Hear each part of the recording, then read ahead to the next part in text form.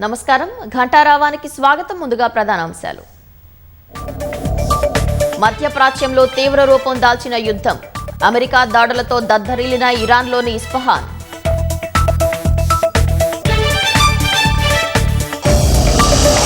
పశ్చిమాసియా యుద్ధం వేళ ఇరాన్ కీలక నిర్ణయం. హర్ముజ్ గుండా ప్రయాణించే నౌకలకు టోల్ వసూలు.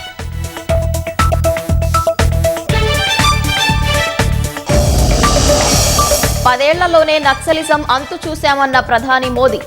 కాంగ్రెస్ ప్రభుత్వం వైఫల్యంపై అమిత్ షా విమర్శలు.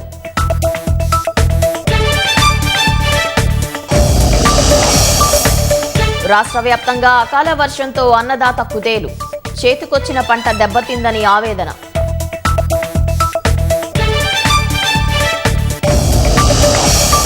రంగారెడ్డి జిల్లా చేవెళ్లలో కుక్కల స్వైర విహారం.